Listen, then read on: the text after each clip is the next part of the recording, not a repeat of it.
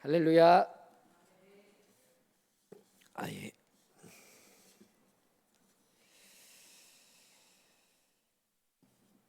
잘들 지내셨습니까?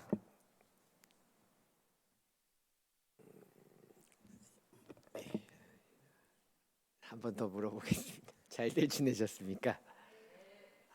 폭우 속에서도 또 말씀을 찾아오신 성도님들 너무나 감사합니다. 오늘 또 율법의 완성이라는 제목으로 말씀 나눌 때 우리 큰 은혜 받으시기 바랍니다.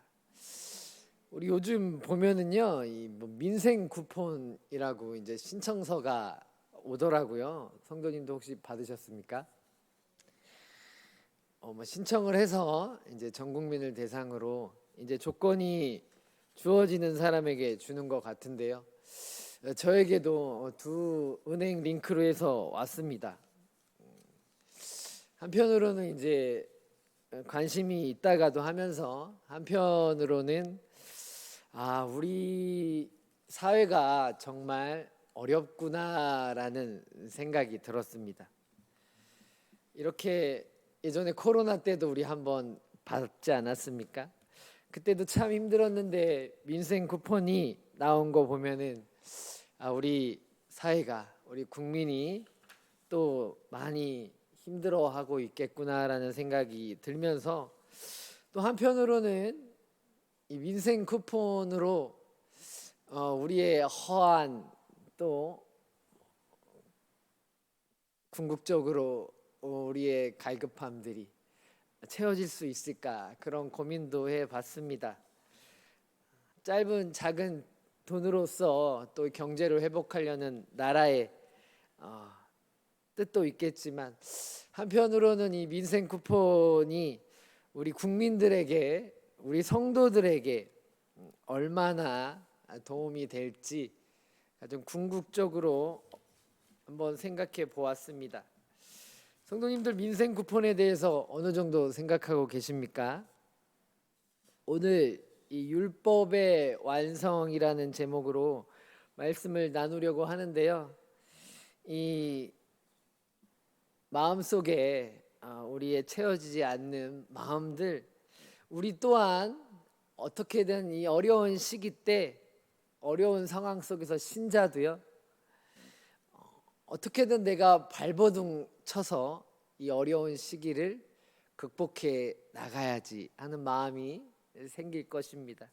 가정을 가진 부모라면, 또 밑에 자녀가 있거나 또 책임감이 막중한 리더라면 얼마나 더 이 어려운 사회 가운데, 경제 가운데 잘해보려는 마음이 있을까요? 성경에 보면은요, 예수님도요, 하나님은요 우리에게 율법이라는 걸 주셨어요. 그래서 율법을 지키면 하나님 뜻에 합한다라고 해서 많은 율법들이 있지 않습니까? 우리가 잘 아는 이 십계명, 또 구약의 도덕법, 정결법. 그런데 우리 인간이 완벽한 사람이 있습니까? 요즘 새 정부가 바뀌고 나서 가끔씩 이 정치 지도자들의 청문회나 뉴스거리에 회자되는 인물들 보면은 죄 없는 사람이 없지 않습니까? 그럼에도 이 율법을 주님이 주신 이유는 무엇일까요? 오늘 그 은혜를 나누고자 합니다. 그리스도 안에 있는 사람은요, 율법을 부담으로 여기지 않습니다. 기쁨으로 순종하려는 마음이 생겨요. 이게 바로 율법에 완성된 삶입니다. 그럼 먼저 구체적으로 율법이란 게 무엇일까요? 요즘 들어서 저기 뒤에 있는 제가 중고등부 담당 교육자는 아니지만요, 우리 중고등부 학생들 2명이 자주 교회에 옵니다. 그러면은 가끔씩 2명밖에 없는데 불은 다 켜놓고, 2명밖에 없는데 아주 큰 에어컨은 켜놓고 온데간데 없이 교회를 휘젓고 다닐 때가 있어요. 또 가끔씩 이렇게 막 신발을 신고 이렇게 막 어디로 올라가거나 올라갈 때가 있으면 이제 막 제가 기준을 잡습니다. 그러면 안 돼. 그러면 안 돼. 그럼 학생이 말합니다. 왜 안 돼요? 왜 안 돼요? 라고 묻습니다. 기준을 명확히 말해달라는 거죠. 율법은요, 우리가 하나님의 백성으로서 살아갈 수 있는 삶의 지침이에요. 기준이라는 것입니다. 구약시대에 하나님께서 이스라엘 백성들에게 주신 것입니다. 아까 말씀드렸던 십계명을 비롯해서 성경의 위기라고 하는 레위기, 민수기, 신명기에 나오는 수많은 규례들이 모두 율법입니다. 우리 총신대 김창훈 목사님께서 하나님의 선물 율법이라는 책에서요, 율법을 이렇게 정의했습니다. 율법은 하나님의 성품을 보여주는 거울이다. 다시 뭐라고요? 율법은 하나님의 성품을 보여주는 거울이다. 십계명을 보면요, 하나님이 어떤 사람인지 보입니다. 얼마 전에 소개팅을 해서 이 자매를 알아가려고 하는데요, 어떻게 하면 이 자매를 알아갈까 하면서 연락을 취하는데요, 사람을 알려면 계속 대화를 해야 되잖아요. 하나님을 알려면, 하나님의 성품이 어떤가를 알려면 율법을 알아야 된다라는 것입니다. 우리에게 참된 삶의 길을 제시하는 선물이라고 우리 김창훈 교수님이 말씀하셨습니다. 그런데요, 신약 시대에 와서 예수님께서 오신 후에도요, 율법은 여전히 중요할까요? 중요하지 않을까요? 우리 신학을 공부하신 우리 담임 목사님과 우리 교육 목사님 계시는데요, 우리 신학교에 가게 되면요, 이 여러 가지 믿음의 역사, 이 신학자들에 대해서 배우는데요, 구약을 무시한 이 마르시온이라는 사람이 있습니다. 이 사람은요, 구약의 하나님은 하나님이 아니다, 신약의 하나님만 하나님이다, 율법은 아니다라고 이렇게 말을 하면서 우리가 믿는 정통 교회에 비판을 받았는데요, 우리가 신약에 와서 예수님이 오고 나서도 구약의 율법이 중요할까요? 중요합니다. 다만 그 의미와 역할이 달라졌다는 것입니다. 구약에서요, 율법은요, 재미있는 표현이 있는데요, 그림자였다라고 표현해요. 뭐라고요? 그림자. 요즘은 그림자가 잘 안 보이는데요, 어렸을 때 햇빛이 비칠 때 그림자 밟기 놀이 같은 거 해보셨죠? 사람이 있고 그 사람의 그림자. 히브리서 10장 1절에 말씀합니다. 히브리서 기자가 율법은 장차 올 좋은 일의 그림자요 참 형상이 아니다. 무엇이 그림자였을까요? 무엇의 그림자였을까요? 바로 율법은요, 예수님의 그림자였습니다. 율법의 모든 제사 제도, 5개의 제사 있죠. 정결 규례, 도덕 규범들이 모두 누구를 가리키고 있다고요? 예수님을 가리키고 있었던 것입니다. 오늘 비가 와서 그런지 예배 분위기가 저만 그런지 오늘은 사뭇 좀 다른 것 같습니다. 마태복음 5장 10절 오늘 본문을 다시 한번 같이 읽어보겠습니다. 방송 목사님 한번 올려주십시오. 시작. 내가 율법이나 선지자를 폐하러 온 줄로 생각하지 말라. 폐하러 온 것이 아니요 완전하게 하려 함이라. 할렐루야. 여기서 핵심이 무엇일까요? 완전하게 하려 함이라가 핵심입니다. 당시 어떤 사람들은 생각했을 거예요. 예수님이 오셨으니까 이제 율법은 필요 없겠구나. 또 오늘의 본문이 어느 맥락이죠? 하나는 건너뛰었지만요, 산상수훈의 맥락입니다. 산상순을 우리가 간단하게 저랑 봤잖아요. 율법의 내용과는 좀 달라요. 심령이 가난한 자는 복이 있나니 천국이 저희 것이며, 이런 율법이 없잖아요. 산상순을 듣던 이 바리새인들, 또 모든 성도들이 예수님 또 이상한 소리 하시나라고 생각하면서 들었을 거예요. 새로운 율법을 이야기하시려나? 새로운 시대가 왔으니까 이제 옛날 규칙들은 다 잊어버리고 이제 주님이 주신 율법만 갖고 살면 될까라고 하는 사람도 있었겠죠. 하지만 예수님께서는요, 아니다라고 말씀하십니다. 율법을 버리러 온 게 아니야. 구약의 율법을 쓰레기처럼 폐기하러 온 게 아니라 내가 완성하러 왔다라고 합니다. 우리 중고등부 2명의 학생들 게임하지 않습니까? 튜토리얼 건너뛰고 이 끝판을 가잖아요. 예수님은 그 끝판을 깨러 오셨다라는 것입니다. 첫 판, 두 판, 세 판이 중요하지 않다라는 게 아니라 우리 주님은 모든 걸 완성하러 오셨다는 것입니다. 할렐루야. 18절에 더욱 강하게 말해요. 18절 같이 한번 읽어보겠습니다. 낭독하겠습니다. 시작.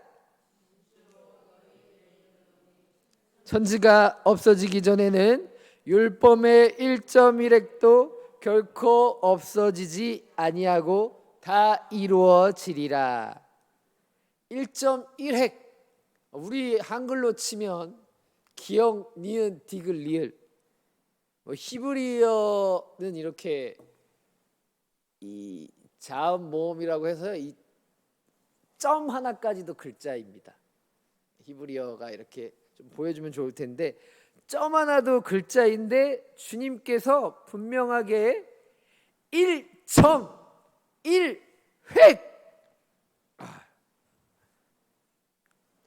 이 모든 게 하나도 없어지지 않는데 아주 작은 부분까지 모두 소중하다라는 것입니다. 그런데 19절에서 20절을 보면요, 예수님께서는요, 율법을 가르치고 행하는 사람은요, 천국에서 크다고 말씀하십니다. 동시에 서기관과 바리새인보다 더 나은 의를 요구하십니다. 바리새인들이 어떤 사람들이었습니까? 율법을 아주 잘 지키는 사람이었어요. 요즘으로 치면요, 주일 예배, 수요 예배, 금요철야, 새벽 예배, 11조 성경금, 전도, 우리가 갖가지 갖고 있는 모든 규례들 있잖아요. 심지어 바리새인들은 이러한 율법 603개의 규례보다 특심이 있어서 장로들의 유전까지 지키지 않았습니까? 근데 우리 주님이 이렇게 많은 율법을 행하고 있는 바리새인보다 더 나은 의를 요구하십니다. 바리새인들만큼 하기도 어려운데 그보다 더 낫게 우리가 어떻게 할까요? 맞습니다. 예수님께서 요구하시는 기준은요, 바리새인들보다 훨씬 높습니다. 그런데 여기서 놀라운 반전은요, 그 높은 기준을 우리가 달성해야 된다는 것이 아닙니다. 이미 예수님께서 우리를 위해 달성해 주셨어요. 우리 자꾸 중고등부 아이들이 자꾸 눈이 가는데요, 우리가 시험을 볼 때 있잖아요, 우리가 100점 맞기를 원하지만 가끔씩, 아주 가끔씩이요, 100점을 못 맞을 때도 있잖아요. 그렇죠? 때로는 50점 맞을 때도 있고요, 60점 맞을 때도 있고요. 우리 성도님들은 다 100점 맞은 것 같습니다. 50점, 60점 맞았는데요, 예수님이 100점을 맞으셨어요. 예수님이 100점을 맞고 50점, 60점 맞은 나에게 와서 이 100점의 시험지 점수는 너 거야 라고 하신 거랑 똑같습니다. 이 높은 기준을 우리가 달성할 수 없지만 예수님이 달성해 주신 겁니다. 우리를 위해서요. 그래서 율법 자체는요, 완전해요. 십계명을 성도님들 생각해 보세요. 하나님 외에 다른 신을 섬기지 말라, 거짓말하지 말라, 도둑질하지 말라, 내 부모를 공경하라. 틀린 말 있습니까? 요즘 부모님 공경 안 하는 사람들이 좀 나오긴 하지만요. 요즘 뭐 하얀 거짓말이라고 해서 거짓말도 때론 약이다라는 이런 시대적 논리가 있다 하더라도 십계명 틀리지 않잖아요. 그래서 다윗이 이런 고백을 합니다. 시편 19편 7절에 아주 좋아하는 구절인데요. 여호와의 율법은 완전하여, 영어로 치면 퍼펙트, 100점, 무흠, 결점이 없다라는 것입니다. 여호와의 율법은 완전해서요, 영혼을 소성시키며, 할렐루야. 이제 중고등부 아이가 이 KFC 햄버거를 먹고 있는데요, 제가 그 표정을 보니까 아이가 소송하고 있더라고요. 우리가 좋아하는 음식으로도 소송하지만 우리의 영혼은 여호와 율법으로 소송한다라는 것입니다. 할렐루야. 여호와의 율법은 완전해요. 하나님께서 주신 완벽한 삶의 안내서입니다. 지침서예요. 이 안내서대로 살아가면요, 이 개인도 행복하고요, 가정도 화목해요. 부모님 공경해서 안 행복한 사람 있습니까? 거짓말 안 해서 안 행복한 사람 없잖아요. 이 말 그대로 율법을 지키면요, 개인도 행복하고 가정도 행복하고요, 살인하지 말고 도둑질 안 하면 사회가 평화로워지잖아요. 좋다라는 것입니다. 그래서 레위기 18장 5절에 보면요, 하나님께서 너희는 내 법도와 규례를 지키라. 사람이 일을 행하면 그로 말미암아 살리라. 밥 힘으로 산다고 하는데 하나님은요, 너희가 내 법도와 규례를 지키면 그로 말미암아 산대요. 할렐루야. 모르셨죠? 하나님의 법이 우리를 살게 하는 원동력입니다. 할렐루야. 턱이 좀 안 좋았는데 턱 걱정을 했는데 오히려 이 목소리가 좀 쉬어서 오늘 톤이 더 높네요. 죄송합니다. 율법을 지키면 산다라는 것입니다. 율법대로 살면은요, 참 생명을 얻는다는 거예요. 그런데 문제가 있어요. 뭐가 문제일까요? 우리가 완전하지 않다라는 것입니다. 우리가 퍼펙트하지 않다라는 거예요. 우리가 슈퍼맨이 아니라는 겁니다. 솔직히 고백하면요, 십계명을 100% 지킨 사람이 얼마나 있을까요? 성도님들, 한 번도 하나님보다 다른 것을 더 사랑해 본 적 있으시죠? 한 번도 거짓말 안 해본 적 있으십니까? 한 번도 남의 것을 탐내보지 않은 성도님들 없으시죠? 우리는 모두 율법을 어긴 죄인들입니다. 로마서 3장 23절이에요. 그래서 바울이 이렇게 말하잖아요. 모든 사람이 죄를 범하였음에 하나님의 영광에 미치지 못했다. 완전한 율법과 불완전한 우리 사이에는요, 이 건널 수 없는 간격이 커요. 우리 소개팅한 자매가 시원한 곳에서 근무를 한대요.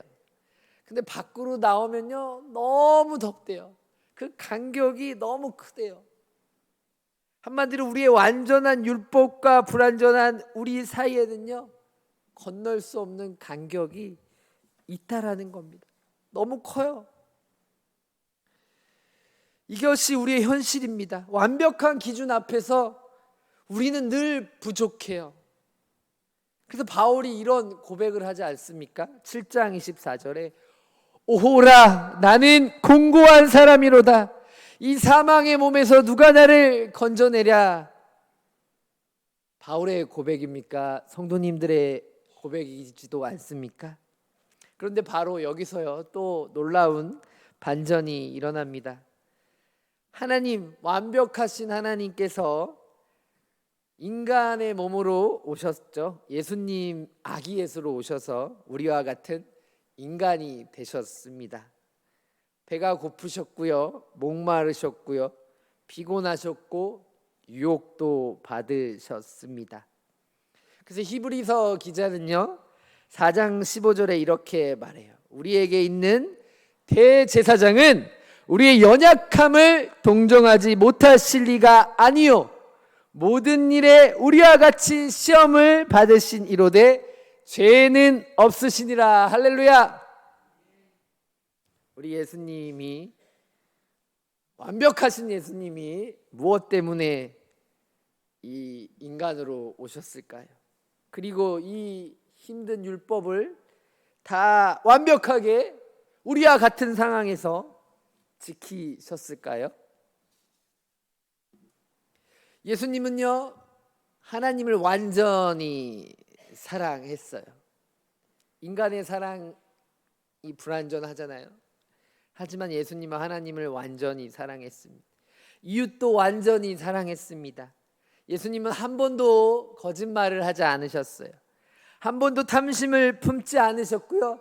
십자가에 죽는 순간까지도 원수를 용서하셨습니다. 완벽히 율법을 이루셨습니다. 똑같은 인간이셨는데요. 그래서 구약의 모든 제사 제도를 단번에 제사로 완성하셨습니다. 할렐루야. 만약에 우리 주님이 없으셨다면 우리 중고등부 아이들 매일매일 이 돼지, 염소 이런 동물을 잡아서 교회에 왔었어야 할 거예요. 하지만 우리 예수님이 단 한 번의 제사로 어린 양의 피로 드리던 제사가 우리가 주님 앞에 가볍게 나올 수 있는 이유와 근거가 된 것입니다. 할렐루야. 대제사장이 1년에 한 번 지성소에 들어가던 것을 예수님이 직접 하늘 성소에서 들어가서 완성하신 것입니다. 할렐루야. 그런데 더 중요한 것은요, 예수님께서 그렇게 완벽하게 사신 이유입니다.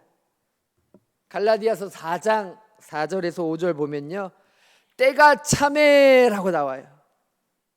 저도 때가 차서 빨리 결혼을 하고 싶은데요, 때가 차매 하나님이 그 아들을 보내사 여자에게서 나게 하시고 율법 아래에 나게 하신 것은 율법 아래에 있는 자들을 속량하기 위함이라.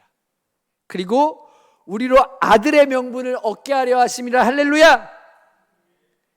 때가 차서요, 우리를 구원하기 위해서, 우리를 하나님의 아들이라는 명분을 얻기 위해서 우리 주님이 오셨다라는 거예요. 제가 오늘 설교 때 소개팅 얘기만 한 4번을 했는데요 주의 깊게 잘 안 들으시는 것 같습니다. 너무 많이 차여서 그런 건가요? 이번에도 코칭을 받았는데 또 이틀 만에 차였습니다.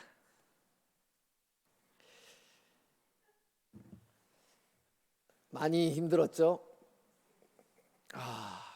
지난번 수요일 강단에서는 결혼하겠다고 하고 예배가 끝나고 나니까 이만한 문자 메시지가 오더라고요. 헤어집시다.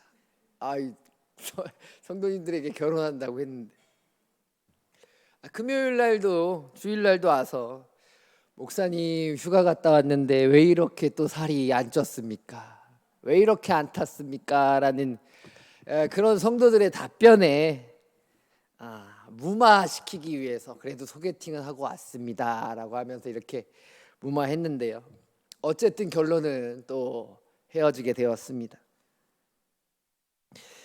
마음을 좀 추스렸는데 이 멘탈이, 저도 이제 멘탈이 어느 정도 정돈이 안 되더라고요. 그래서 어제 우리 중고등부 아이들 2명 아이들이 저 식당에서 무언가를 먹고 있더라고요. 저도 약간 멘탈이 지금 정돈이 안 되는 상황에서 푸념없이 아이들 앞에서 그냥 차였다, 목사님 차였다 이렇게 하면서 아이들과 팥빙수를 먹고 뭘 먹었던 게 기억이 납니다. 하지만요, 저의 정체성이 무엇입니까? 하나님이 은혜를 주시더라고요. 계속 차이는 내가 정체성이 아니라 오늘 예수님께서 율법을 완성하러 오셨는데요, 우리를 속량하시고 우리의 아들의 명분을 얻게 하려 하심이라. 성도님들, 제가 차인 우리 금성교회 가벼운 착한 목사님으로 보이지만요, 저는 또 한편으로 하나님의 자녀라는 거. 할렐루야. 성도님들, 사업이 안 되십니까? 건강이 안 좋으십니까? 외로우십니까? 성적이 안 좋습니까? 희망이 안 보이나요? 그럴 수 있어요. 저처럼 계속 차일 수 있고 앞이 안 보일 수도 있어요. 하지만 우리의 정체성은요, 실패한 사람, 건강이 약한 사람, 일이 잘 안 풀리는 사람, 외로운 사람이 아니라요, 하나님의 자녀인 명분이라는 것입니다. 할렐루야. 예수님이 직접 오셔서 구원해 주신 그 핏값이 우리의 정체성이라는 것입니다. 할렐루야. 아까 시험 이야기로 다시 한번 돌아가겠습니다. 100점 만점에 80점 맞아야 합격인데요, 우리는 다 50점, 60점밖에 못 맞았어요. 그런데 예수님께서 100점 만점을 받으셨어요. 그리고 놀라운 일이 일어났습니다. 예수님께서 그 100점을 우리에게 주신 거예요. 이거 내가 받은 점수 아닌데, 이거 저는 50점인데요 라고 할 수 있지만, 예수님께서 아니야, 이제 너도 100점이야 라고 하는 것입니다. 고린도후서 5장 21절에 바울 사도가 말해요. 하나님이 죄를 알지도 못하신 이를 우리를 대신하여 죄로 만드신 것은 우리로 하여금 그 안에서 하나님의 의가 되게 하려 하심이라. 할렐루야. 하나님의 의, 전능하고 흠없는 하나님의 의가 예수님의 피로 되었다라는 거. 우리의 공로가 아닌, 내가 더 노력하고 더 잘 꾸미고 더 완벽해져야 구원을 얻는 것이 아니라, 하나님의 의에 도달하는 것이 아니라, 내 의가 아닌 예수님의 의로 우리는 하나님의 의가 되었다라는 것입니다. 할렐루야. 이게 어려운 용어로요, 우리 목사님들은 아시겠지만요, 이 전가의 교리입니다. 따라해볼까요? 전가의 교리. 개혁주의 신학의 핵심입니다. 예수님께서 우리 죄를 대신 짊어지시고 예수님의 의로움으로 선물 받았다라는 이 전가의 교리. 지난주는 담임 목사님께서 설교하셨지만 지지난주에도 한번 어려운 교리를 하나 설명했는데, 혹시 기억나시는 성도님도 있습니까? 하나씩 어려운 거 하겠습니다. 그리스도와의 연합이라는 교리, 지지난주에 한번 했는데, 오늘은 이 전가의 교리, 우리의 죄가 예수님께 전가가 되고 예수님의 의가 우리에게 전가되었다라는 것. 이제 하나님 아버지께서 우리를 보실 때 우리의 부족함을 보시는 것이 아니라 예수님의 완전함을 보십니다. 할렐루야. 요즘 청년들 찬양 중에 작년부터 유명한 찬양이 있는데요, 나의 사랑 너는 어여쁘고 참되도다, 어느 보석보다 귀하다. 보석보다 귀하신 성도님들 축복합니다. 우리는 부족하지만 하나님은요, 성도님들을 예수님의 완전함으로 보고 계십니다. 할렐루야. 그래서 로마서 8장 1절에 바울 사도가 선언합니다. 그러므로 이제 그리스도 예수 안에 있는 자에게는 결코 정죄함이 없나니. 가끔씩 애들이 잘못하면요, 문단속하러 오면 애들이 숨어요. 자기들도 잘못한 줄 아나 봐요. 담임 목사님이 와도 숨고 제가 와도 숨고. 하지만 우리는 이제 그리스도 예수 안에 있는 자에게는요, 결코 정죄함이 없습니다. 할렐루야. 자유로워야 합니다. 예수 안에서. 이것이 바로 복음입니다. 예수님께서 우리를 위해 율법을 완성하셨기 때문에 우리는 율법의 정죄에서 완전히 자유로워요. 그렇다면 이제 율법을 신경 쓰지도 않아도 되는 건가요? 빠르게 넘어가겠습니다. 소개팅 얘기하느라 설교를 다 써먹어서 죄송합니다. 절대 그렇지 않습니다. 오히려 그 반대예요. 예전에는 지키지 않으면 벌 받는다, 너희들 문단속 안 하고 그렇게 교회 물건 마음대로 만지면 너희들 이제 교회 사용 못해 라고 혼내는 것처럼 지키지 않으면 벌을 받는 것이 아니라 두려움 때문에 옛날에 율법을 지켰다면 이제는 달라요. 예수님께서 이미 우리를 위해 모든 것을 해주셨기 때문에 사랑과 감사함으로 순종하게 되는 거예요. 할렐루야. 우리 좋은 부모님이 자녀를 위해 모든 것을 해줍니다. 우리 중고등부 애들 너무 얘기 많이 해서 좀 미안한데 하도 말을 안 들으니까, 제가 담당 교육자도 아닌데 저도 이렇게 함부로 대해요. 저 아이들 말 안 들면 뭐 화도 내고요. 근데 어제 저 아이 중에 한 명 부모님한테 전화가 오더라고요. 따르르르르 아무개야. 아주 사랑이 넘쳐 흐르더라고요. 좋은 부모님이 자녀를 위해 모든 것을 해주지 않습니까? 자녀가 감사해서 부모님을 기쁘게 해드리고 싶어하는 것과 같습니다. 요한일서 4장 19절에 요한 사도가 우리가 사랑함은 그가 먼저 우리를 사랑하셨습니다. 할렐루야. 3분 정도 남았는데요, 우리는 스스로 여전히 연약합니다. 감사하는 마음이 있어도요, 사실 실제로 순종하기 어려워요. 애들이요 워낙 말을 안 듣습니다. 하지만 성령님께서 우리를 도우세요. 할렐루야. 로마서 8장 2절에 바울 사도가 이는 그리스도 예수 안에 있는 생명의 성령의 법이 죄와 사망의 법에서 너를 해방하였습니다. 할렐루야. 성령님께서 우리 안에 계시기 때문에 우리는 하나님의 뜻을 따라 살 수 있습니다. 그래서 성령을 꼭 만나야 돼요. 성령님 다 만나셨죠? 성령 받지 않고 예수 믿는 것은요 큰 저주입니다. 우리가 실수하고 잘못해도 예수님께서 용서해 주세요. 만일 우리가 우리 죄를 자백하면 그는 미쁘시고 의로우사 우리 죄를 사하시며 우리를 모든 불의에서 깨끗하게 하실 것이다. 할렐루야. 요한일서 1장 9절입니다. 실수해도 괜찮아요. 예수님께 나아가면 용서받고 새 힘을 얻습니다. 우리 말씀을 정리하겠습니다. 율법의 본질은요 무엇일까요? 사랑입니다. 작은 사랑부터 우리 성도님들 실천하는 건 어떨까요? 어린 청소년들, 부모님과 어르신의 말을 귓등으로 듣지 말고 공경하는 마음으로 살아가 봅시다. 우리 중년 성도님들, 위로는 부모님을 섬기고 아래로는 자녀들을 이해하는 다리 역할을 하시고 있습니다. 바쁜 일상 속에서도 가족과 이웃을 사랑하는 여유를 잃지 말기 바랍니다. 우리 마지막 시니어 성도님들, 젊은 세대들을 버릇없고 말 안 듣는 것처럼 보이지만요 따뜻하게 품어주십시오. 세상이 변해도 변하지 않는 하나님의 사랑을 우리 시니어 성도님들이 꼭 전수해 주십시오. 기도하겠습니다.